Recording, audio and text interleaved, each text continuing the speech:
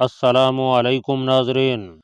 मैं एकदम चौंक कर एक सतून की ओट में हो गया। रत्नावली काउंटर के पास खड़ी एक औरत से बातें कर रही थी। ये अभी तक किसी होटल में थी। शायद उसने मुझे नहीं देखा था। मैं तेजी से सीढ़ियां चढ़कर दूसरी मंजिल के कॉरिडोर में आ गया। मेरा सांस फूल रहा था। कमरे में आकर मैंने रबड़ के जूते पलंग के नीचे डाल दिए। ये पुरस्कार लड़की रत्नावली मेरे लिए एक मुसीबत बनती जा रही थी। मैंने ये बात खास तौर पर नोट की थी कि रत्नावली जितनी देर मेरे कमरे में रही उसने मिस्टर व्यास के कत्ल के बारे में कोई बात नहीं की थी। अगर वो इंटेलिजेंस की औरत थी तो उसे यकीनन मिस्टर व्यास के कत्ल की इत्तला मिल चुकी थी, लेकिन उसने जानबूझकर मुझसे उसका जिक्र नहीं किया था। मैं भी मसलतन इस ज़मन में खामोश रहा था। मैंने यही फैसला किया था, सुबह मुँह अंधेरे शहर के बहाने बाहर जाकर जूतों को किसी वीरान गड्ढे में दबा दूंगा। लेकिन रत्नावली के मेरे कमरे में आने और उसकी पुरस्कार हरकतों से मुझे खतरा पैदा हो गया था। मैं रबड़ के जूतों को रात भर अपने कमरे में नहीं रखना चाहता था। ये जूते मुझे गिरफ्तार करवा सकते थे। मैं बेचैनी के आलम में कमरे में टहलने लगा। रत्नावली अभी तक होटल में ही होगी। बेरे ने आकर खाने का पूछा तो मैंने कहा कि नीचे डाइनिंग हॉल में आकर ही खाऊंगा। इस बहाने मैं नीचे जाकर रत्नावली के बारे में मालूमात भी हासिल कर सकता था। बेरा चला गया। मैं इतना अहमक नहीं था कि खाना खाने जाते हुए जूते वहीं कमरे में ही छोड़ जाता। अब मैंने जूतों को एक अखबार में लपेटकर बगल में दबाया और बाहर निकलकर कमरे को ताला लगाते हुए कॉरिडोर में इधर उधर निगाह डाली। दूर से एक जोड़ा चला रहा था। मैंने पैकेट हाथ में पकड़ लिया और आहिस्ता आहिस्ता कदम उठाता सीढ़ियों की तरफ बढ़ा। अचानक मेरी नज़र आखिरी कमरे के दाएं जानिब दीवार में लेटर बॉक्स की तरफ बने हुए चौकोर सुराख पर पड़ी, जिसके ऊपर हरूफ में ट्रैश लिखा था। मुझे ख्याल आया कि जूते फेंकने के लिए इस वक्त इससे बेहतर और कोई जगह नहीं हो सकती। इस सुराख में से होटल में रहने वाले चीज़ें फेंकते थे, जो नीचे तय खाने में रद्दी और कूड़े क्रिकेट के बहुत बड़े ड्रम में जाकर गिरती थी, जहाँ से रोजाना सुबह सुबह ट्रक आकर ले जाता था। मैं वहाँ पहुँच रुक गया और अपनी घड़ी पर वक्त देखने लगा। जब जोड़ा मेरे करीब से गुजरकर सीढ़ियाँ उतरने लगा तो मैंने जूतों के पैकेट को जल्दी से ट्रैश के सुराख में से नीचे फेंक दिया। मेरे जहन से बोझ उतर गया। अब मैं बड़े सुकून से सीढ़ियाँ उतरकर लॉबी में आ गया। मैंने कुनखियों से लॉबी का जायजा लिया। रत्नावली वहाँ नहीं थी। मैंने सिगरेट सुलगाया और खामोशी से कदम उठाता डाइनिंग हॉल में आकर कोने वाली कुर्सी पर बैठ गया। यहाँ कुछ मर्द और औरतें बैठी थीं। खाना लगाया जा रहा था। रत्नावली यहाँ भी मौजूद नहीं थी। मैंने इत्मीनान से खाना खाया। कुछ देर बैठकर शाम के अखबार का मुताला करता रहा और सिगरेट पीता रहा। फिर अखबार लिपेट कर मेज़ पर रखा, सिगरेट ट्रे में दबाया और अपने कमरे की तरफ चल पड़ा। लॉबी में रत्नावली कहीं नजर न आई। वो जा चुकी थी। मैंने कमरे का दरवाज़ा खोला और अंदर दाखिल होकर दरवाज़ा बंद कर दिया। दीवार पर लगा कॉलिंग का बटन दबाया। कमरे में रोशनी हुई तो मैं एक लम्हे के लिए सख्ते में आ गया। कमरे की हर शय उलट पुलट हो चुकी थी। किसी ने मेरी अदम मौजूदगी में कमरे की भरपूर तलाशी ली थी। कोई शय अपनी जगह पर नहीं थी। बिस्तर की चादर फर्श पर गिरी हुई थी। गद्दा दोहरा होकर कलीन पर गिरा था। सिंगार मेज की सारी दराजें खुली हुई थीं। अलमारी जिसको मैंने चाबी लगा रखी थी वो भी खुली थी। मेरे ब्रीफ केस को खोलकर उसकी भी तलाशी ली गई थी। ये काम रत्नावली या उसके किसी साथी के सिवा किसी का नहीं हो सकता था। अब मुझे यकीन हो गया कि रत्नावली को मेरे पीछे लगाया गया है और मुझ पर किसी को शक पड़ चुका है। ये सिवाय वहाँ की इंटेलिजेंस के और कौन हो सकता था। मेरे लिए तेजी से सरगर्म होने का वक्त आ गया था। यह तलाशी इस बात का इशारा था कि मैं इंतहाई खतरे में हूँ। जो कोई भी मेरे कमरे में आया था उसको रेड बॉक्स या मेरे जूतों की तलाश थी और उनमें से एक शय भी उसके हाथ नहीं आई थी। मुझे तशवीश हुई कि इन लोगों ने कूड़े क्रिकेट के ढेर में से मेरे जूतों को न ढूंढ निकाला हो। मैंने बाहर निकलकर कमरे को ताला लगाया और तेज तेज कदमों से लिफ्ट की तरफ गया। यह लिफ्ट तय खाने के दरवाजे के बिल्कुल सामने जाकर रुकती थी। ये होटल की सबसे निचली मंजिल थी, जहाँ से वो लोग अपना सामान लेकर आते थे जो होटल में अपने बच्चों के साथ ज़्यादा देर तक ठहरते थे। ट्रेश रूम के दरवाजे पर सिर्फ कुंडी लगी थी। मैंने इधर उधर देखा, वहाँ मेरे सिवा कोई न था। जल्दी से कुंडी खोलकर मैं तय खाने के ट्रेश रूम में दाखिल हो गया। ये काफ़ी कुशादा था, जो बिल्कुल खाली था। सिर्फ दरमियान में दो जगहों पर कूड़ा क्रिकेट के ढेर लगे थे, जो ऊपर से फेंका गया था।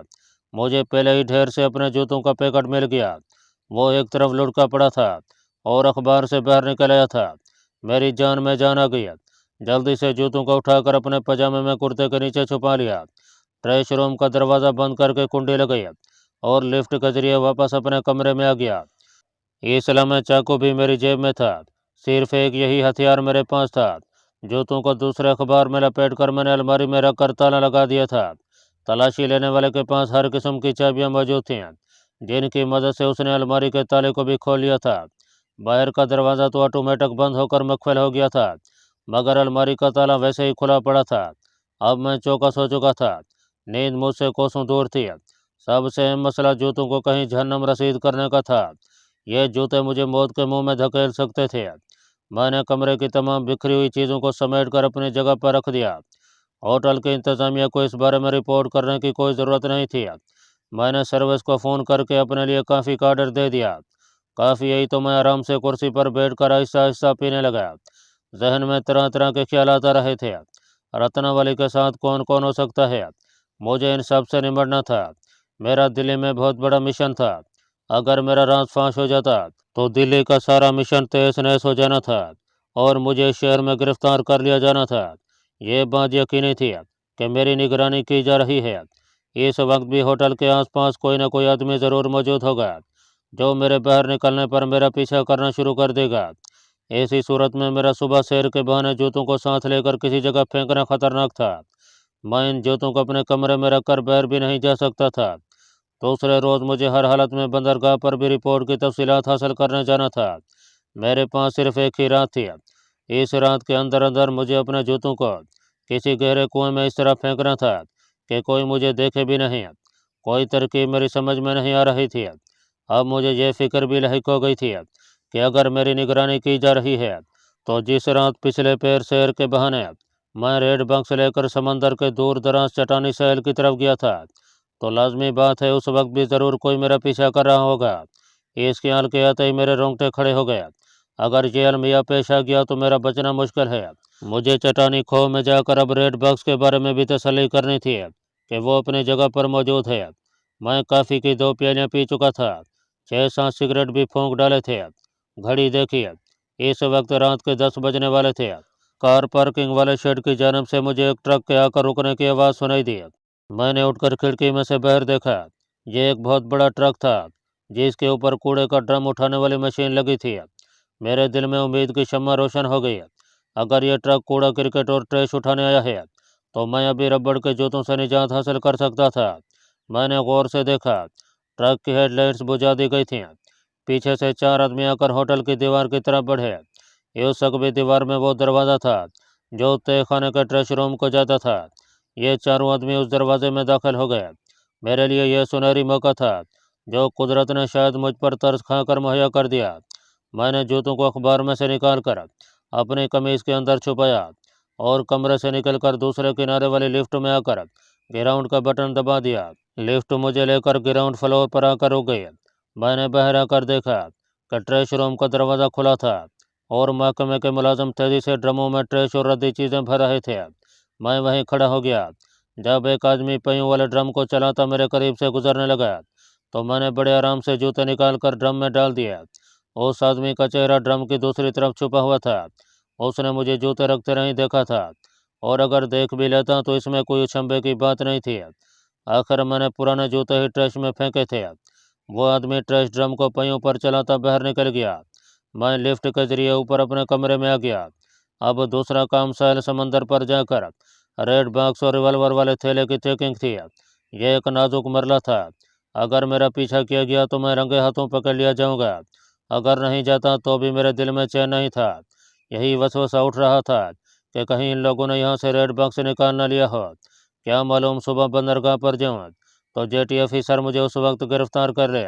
रात बड़ी मुश्किल से काटी। कभी नींद आ जाती, कभी हड़बड़ा कर उठ बैठता। सैर का वक्त हो गया था। मैं सैर के बहाने भी साहिल समंदर की तरफ नहीं जा सकता था। वहाँ जाने के लिए मुझे कोई ऐसा तरीका इख्तियार करना था कि किसी को मेरी शक्ल दिखाई ना दे। इसके लिए मुझे अपना हुलिया बदलने की ज़रूरत थी, जिसका सामान वहाँ मेरे पास नहीं था। मजबूरन मैंने नाश्ता करने के बाद बंदरगाह पर जाने का खतरा मोल ले ही लिया। मद्रासी जेटी ऑफिसर अपने कमरे में नहीं था। मालूम हुआ कि वो अभी तक नहीं आया। मैं उनके कमरे में बैठकर ताज़ा अखबार पढ़ने लगा। आज के अखबार में मिस्टर व्यास और गार्ड्स के कत्ल की कोई मामूली सी खबर भी नहीं थी। इस वक्त दिन के 8:30 बज रहे थे। अचानक फ़ोन की घंटी बज उठी। मैंने रिसीवर उठा लिया। अभी मैंने हेलो नहीं किया था कि दूसरी तरफ से एक औरत की आवाज़ आई, मिस्टर पले से बात कर सकती हूँ? औरत ने अंग्रेजी में पूछा था। मैंने फ़ौरन आवाज़ पहचान ली। यह रत्नावली बोल रही थी। मैंने अपनी आवाज़ को यकसर बदलते हुए पूछा, मैडम मिस्टर पले कौन है यहाँ? उसने कहा, मिस्टर पले जेटी ऑफिसर हैं। मैंने उनके घर फ़ोन किया था, पता चला वो ऑफिस चले गए हैं। मैंने उस बदली हुई आवाज़ में टूटी फूटी अंग्रेजी में कहा, वो तो अभी तक दफ्तर नहीं आया। आपका नाम क्या है? रत्नावली ने उल्टा सवाल कर दिया, तुम कौन बोल रहे हो? मैंने जल्दी से कहा, मैं उनका दोस्त हूँ, उनसे मिलने आया हूँ। रत्नावली ने फ़ोन बंद कर दिया। मैंने रिसीवर रखा और गहरी सोच में डूब गया। ये बात साबित हो गई थी कि रत्नावली का उस मद्रासी जेटी ऑफिसर से रब्ता था। इसके ईमा पर रत्नावली मेरी सुराग रसानी पर लगाई गई थी। शवाय से यही साबित हो रहा था। तो क्या इस मद्रासी मिस्टर पले को मुझ पर शक पड़ गया है? ये तो मुझे तबाह करवा सकता है। अगर इसे मुझ पर शुबा हो गया है तो इसका दिल्ली हेडक्वार्टर सिर्फ एक लफ्ज़ लिखना ही मुझे हमेशा हमेशा के लिए तबाह बर्बाद कर सकता है। मैंने सिगरेट सुलगा लिया और उठकर कमरे से बाहर आ गया। सामने से मद्रासी जेटी ऑफिसर मिस्टर पले चला रहा था। वो सफ़ेद नेकर और बुश शर्ट में था। सर पर बहरिया की टोपी थी। पूरी यूनिफॉर्म में था। मैंने उसे देखते ही मुस्कुरा कर नमस्कार किया। वो भी नमस्कार कहकर मेरे करीब आया और बोला, कैप्टन मेहता, आज तुम ठीक वक्त पर आए हो गए। मैं ही लेट हो गया। नौकर ने मुझे देर से उठाया। मैं उसके चेहरे के तासुरात का बगौर मुताला कर रहा था। उसके चेहरे से यह बिल्कुल ज़ाहिर नहीं हो रहा था कि उसे मुझ पर किसी किस्म का शक हो चुका है। या तो ये आदमी इंतहाई यार और मकार था, और या फिर इसे मेरे बारे में कुछ भी इल्म नहीं था। लेकिन फिर रत्नावली ने उसे फ़ोन क्यों किया था? मुमकिन है वो उसके रिश्तेदार हो। यह भी मुमकिन है कि वो उसकी दोस्त हो। जेटी ऑफिसर की उम्र ज़्यादा नहीं थी। मुझे खामोश रहकर हालात का जायजा लेना और हवा के रुख को देखना था कि वो किस तरफ को चल रही है। मिस्टर व्यास की पोस्टमार्टम रिपोर्ट रात को ही आ गई थी। मिस्टर पले ने बताया कि रिपोर्ट में यही लिखा है कि मिस्टर व्यास की मौत चाकू की ज़रबात से वाक़ई हुई है और उसका गला भी दबाया गया था। मैंने अपने तसल्ली के लिए पूछा, क्या फिंगरप्रिंट नहीं मिल सके? नहीं। जेटी ऑफिसर सर को नफ़ी में हिलाते हुए बोला, यह तकरीबकार पूरे एजेंट होते हैं, इन्हें इसके लिए पूरी ट्रेनिंग दी जाती है। वो अपने फिंगरप्रिंट्स कैसे छोड़ सकते हैं भला? उसकी बातों और चेहरे के तसुरात से कम अज़ कम मैं तो इसी नतीजे पर पहुंचा कि इन्हें रेड बॉक्स और मेरे बारे में कुछ पता नहीं है। ये मेरी खुशफहमी भी हो सकती थी। इसके बावजूद ये फैसला मैं कर चुका था कि चाहे कुछ भी हो जाए, मुझे शहर समंदर की चट्टानों में पहुंचकर रेड बॉक्स को अपनी आंखों से देखना और पूरी तसल्ली करनी है। मैं उसे वहां से निकाल कर किसी और जगह मुंतकिल कर देना चाहता था। समंदर में डूबने से मुझे वहम था कि वो किसी न किसी वक्त बाहर आ जाएगा। बारूद से उसे तबाह नहीं किया जा सकता था। उसे मेरे लगे हुए ताकतवर टाइम बम और तार पेड़ों के धमाके तबाह नहीं कर सके थे। मिस्टर पले ने मेरे और अपने लिए काफ़ी मंगवा लिया। थोड़ी देर बाद रूसी मुशीर दमेजी भी आ गया। उसने आते ही कहा, मैं आज वापस दिल्ली जा रहा हूँ। मुझे अपने सफ़ीर ने सलाह मशवरे के लिए बुलाया है। मैं खामोशी से सिगरेट के हल्के हल्के कश लगाता रहा। मिस्टर पले ने कहा, मिस्टर दमेजी, परसों मद्रास से खसूसी तहकीकाती टीम मामले की छानबीन के लिए आ रही है। क्या तुम उनसे नहीं मिलोगे? दमेजी ने कहा, सॉरी मिस्टर पले, मेरा जाना बहुत ज़रूरी है। मुमकिन है मैं इस महीने के इख्तिताम पर फिर आऊँ। अच्छा, मैं इजाज़त चाहूँगा, मुझे कई इंतजामात करने हैं अभी। रूसी मुशीर मिस्टर दमेजी ने मिस्टर पले और मुझसे गर्मजोशी से मुसाफा किया और चला गया। उसके जाने के बाद पले ने सर को नफ़ी में हिलाते हुए ठंडा सांस भरा और बोला, रूसी हमारे बेहतरीन दोस्त हैं, मगर ये हमारी बदकिस्मती है कैप्टन मेहता कि हम इनकी दी हुई इतनी कीमती और जदीद तरीन सबमरीन की हिफाजत न कर सके। एक तरह से ये हमारी ही सबमरीन थी। फ़ोन की घंटी एक बार फिर बज उठी। मैंने कुनकियों से फ़ोन की तरफ देखा। ये कॉल रत्नावली की हो सकती थी। मिस्टर पले ने रिसीवर कान के साथ लगाकर अंग्रेजी में कहा, मैं पले जेटी ऑफिसर बोल रहा हूँ। मेरी नज़रें पले के चेहरे का जायजा ले रही थीं। उसके चेहरे से ये अंदाज़ा लगाना चाहता था कि दूसरी तरफ रत्नावली बोल रही है या कोई दूसरा शख्स बोल रहा है। जेटी ऑफिसर पले के चेहरे पर जो पहले हल्की सी मुस्कुराहट थी वो गायब हो गई। 3-4 सेकंड तक सिर्फ ऊँ ही करता रहा। फिर उसने मलयालम ज़बान में बातें शुरू कर दी। मलयालम ज़बान केरला में ज़्यादा बोली जाती है और इस ज़बान से मेरी वक्फियत सिर्फ इतनी ही थी कि ये मालूम कर लेता था कि मलयालम है। इससे ज़्यादा मैं इसे बिल्कुल नहीं समझ सकता था। इस तब्दीली ज़बान से मैंने फ़ौरन अंदाज़ा लगा लिया कि वो रत्नावली ही से बातें कर रहा है, वरना उसे मेरे सामने ज़बान बदलने की ज़रूरत नहीं थी। भले को ये मालूम था कि मैं तमिल, तेलुगु और मराठी, गुजराती, बंगाली रवानी से बोल और समझ लेता हूँ, मगर मलयालम नहीं जानता। ये मैंने एक बार बता दिया था। मैंने बज़ाहिर अपनी तवज्जो दूसरी तरफ कर लिया और मेज़ पर रखा हुआ पुराना तमिल अखबार उठाकर उसकी वर्कगर्दानी करने लगा। इससे ये भी साबित होता था कि इन्होंने मेरे खिलाफ गठजोड़ किया हुआ है और ये भी नतीजा निकाला जा सकता था कि मिस्टर पले के रत्नावली के साथ इस किस्म के ताल्लुकात हैं कि वो उन्हें मुझसे पोशीदा रखना चाहता है। उसने फ़ोन बंद करके रिसीवर रखा तो मैंने अखबार तय करते हुए कहा, आज रात मैं रिपोर्ट मुरतब करने वाला हूँ। सोचता हूँ 2-1 रोज़ में दिल्ली वापस चला जाऊँ। जेटी ऑफिसर ने मेरी तरफ देखा। एक लम्हे के लिए उसकी आंखें जैसे साकत हो गईं। बड़ा पुरस्कार आदमी लगने लगा था। वह मुझे कहने लगा, मद्रास से तहकीकाती टीम आ रही है। मेरा ख्याल है तुम्हें उनकी रिपोर्ट का इंतज़ार करना चाहिए। तुम्हारा क्या ख्याल है? बात उसने दफ्तरी एतबार से बिल्कुल दुरुस्त कही थी। मैं इनकार न कर सका। अरे हाँ मिस्टर पले, ये तो मैं भूल ही गया था। मैं रुक जाता हूँ। कौन कौन आ रहा है इस ट्रेन में? उसने प्याली में चम्मच हिलाते हुए कहा। डायरेक्टर जनरल इंटेलिजेंस और 2 इंस्पेक्टर उनके साथ होंगे। मुझे यूँ लगा जैसे वो जुमला अदा करने के बाद मेरे चेहरे का रद्द अमल पढ़ने की कोशिश कर रहा है। मैंने अपने चेहरे को बिल्कुल सपाट बना लिया था।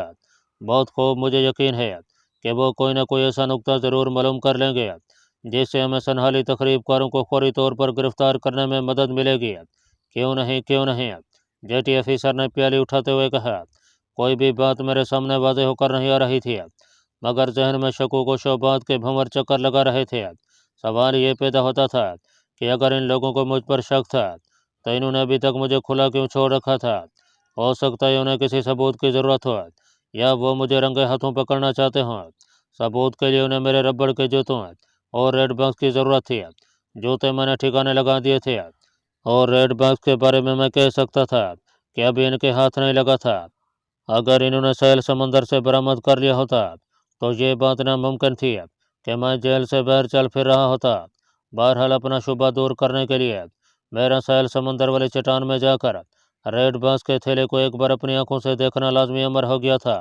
इस वक्त मेरी निगरानी मेरे अंदाजे के मुताबिक कोई भी नहीं कर रहा था। अगर मैं वहां से निकलकर इधर उधर से होता हुआ सैल समंदर पर जाता हूँ तो मेरे ख्याल में मेरा ताक़ुब करने के इम्कानात बहुत ही कम थे। यह मेरा क़यास था। चुनाचे मैंने जेटी ऑफिसर पले से यह कहकर रुख्सत तलब किया कि मुझे दिल्ली हेडक्वार्टर से एक अहम फ़ोन कॉल का इंतज़ार है। दोपहर के बाद आऊँगा। बंदरगाह से निकलते ही एक बस पर सवार हो गया। 2-3 बाज़ारों में से गुजरने के बाद एक स्टॉप पर उतरा। वहाँ से टैक्सी ली और शहर के जनूबी इलाके की तरफ निकल आया। यहाँ से फिर बस में सवार हुआ और उस सिनेमा घर के आगे उतर पड़ा जहाँ से सैल समंदर पर जाने वाली सड़क शुरू होती थी। स्टॉप पर उतरते ही सामने वाली एक किताबों की दुकान में दाखिल हो गया। दिन का वक्त था। धूप खूब निकली हुई थी। सड़क दूर तक साफ दिखाई दे रही थी। मैं किताबों के एक अलमारी की ओट में खड़े होकर किताबों की वर्कगर्दानी करने लगा। असल में मेरी निगाहें बाहर सड़क का जायजा ले रही थीं। मुझे वहाँ कोई ऐसा आदमी नजर नहीं आ रहा था जो मशकूक दिखाई देता या जिसकी हरकत से मुझे शुबा गुजरता कि यह मेरा पीछा कर रहा है। जब मुझे अपने तौर पर यकीन हो गया कि मेरा पीछा नहीं किया जा रहा था, मैंने तमिल का एक नावल खरीदा और सड़क पर से गुजरती हुई एक खाली टैक्सी को इशारा किया। टैक्सी को मैं जानबूझकर 2-3 बाजारों में से घुमाता हुआ सैल समंदर पर उस जगह ले आया जहाँ नई इमारत की तामीर हो रही थी। यह देखकर मेरा दिल जोर से धड़का कि इमारत का काम तेजी से हो रहा था। सीमेंट मिक्सर जगह जगह घूम रहे थे। मजदूर सीमेंट के टोकरे उठा उठाकर फुर्ती से उस क्रेन पर रख रहे थे जो एक चरखी की मदद से इमारत के ढांचे के ऊपर चली जा रही थी। इमारत की दूसरी मंजिल की छत का लंटर डाला जा रहा था। मैंने उस चट्टान की तरफ देखा तो वहाँ भी कुछ मजदूर रेत खोद रहे थे। 2 मजदूर उस चट्टान को तोड़ रहे थे जिसकी खो में मैंने रेड बॉक्स को छुपा रखा था। चट्टान को तोड़कर वो पत्थर की सिलें बनाना चाहते थे। मैंने टैक्सी वाले को जल्दी से पैसे देकर रुखसत किया और चट्टान की तरफ दौड़ा। फिर यह सोचकर एकदम आहिस्ता आहिस्ता चलने लगा कि इस तरह तो खामखा लोगों को शक पड़ जाएगा। मैं पत्थर की सिलों के ढेरों में से गुजरता रेड बॉक्स वाली चट्टान के करीब आकर रुक गया। 4 मजदूर उस चट्टान के बाहर वाले हिस्से पर लोहे के बड़े बड़े हथौड़े चला रहे थे। चट्टान के पत्थर टूट टूट कर गिर रहे थे। ये पत्थर बड़ी बड़ी सिलों की शक्ल में थे।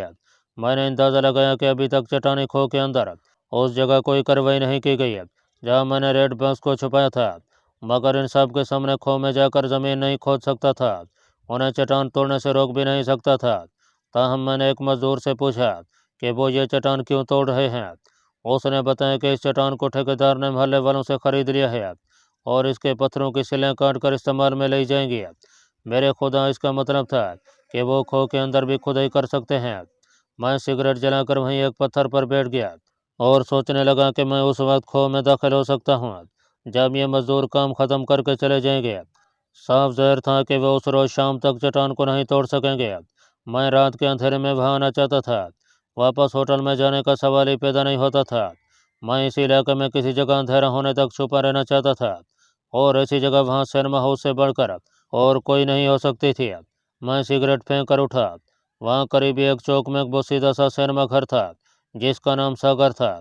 यहाँ दिन में 9 बजे से लेकर रात के 12 बजे तक तमिल, तेलुगु और हिंदी फिल्में चलती रहती थीं। मैंने गैलरी का टिकट लिया और अंदर जाकर बैठ गया। 1 बजे बाहर आकर एक होटल में घुसकर खाना खाया। इसके बाद दोबारा टिकट लेकर सिनेमा हाउस की गैलरी में आन बैठा। यहाँ से अगर होटल वापस जाकर वहाँ से इधर आता तो कोई मेरे पीछे लग सकता था। शाम के 6 बजे दूसरा शो ख़त्म हुआ। अभी बाहर दिन की रोशनी बाकी थी। मैं एक होटल में चला आया। यहाँ काफ़ी मंगवा कर बैठा रहा। जब अंधेरा चारों तरफ फैल गया तो होटल से निकला और पैदल ही सैल समंदर को जाने वाली सड़क पर रवाना हो गया। समंदर की तरफ से मरतूब हवा चल रही थी। यहाँ समंदर खाड़ी की शक्ल में था। छोटे छोटे स्टेमरों में रोशनी हो रही थी। एक चट्टान पर टावर में रोशनी जगमगा रही थी। चलते चलते मैं उस जगह आ गया जहाँ इमारत ज़ेरे तामीर थी। मजदूर जा चुके थे। दूर कुछ चौकीदार आग जलाए शायद चाय काफ़ी बना रहे थे। समंदर की लहरें ज़ोर ज़ोर से आकर साहिल पर चढ़ती और फिर वापस चली जाती थीं। मैं इस तरह से हटकर चल रहा था जहाँ इमारत के पत्थरों के ढेर पड़े थे। रेड बॉक्स वाली चट्टान मजदूरों ने शाम तक तकरीबन आधी तोड़ डाली थी। ये कोई ज़्यादा बड़ी चट्टान नहीं थी। मैं पत्थरों के पीछे से होता हुआ चट्टान की खो में घुस गया।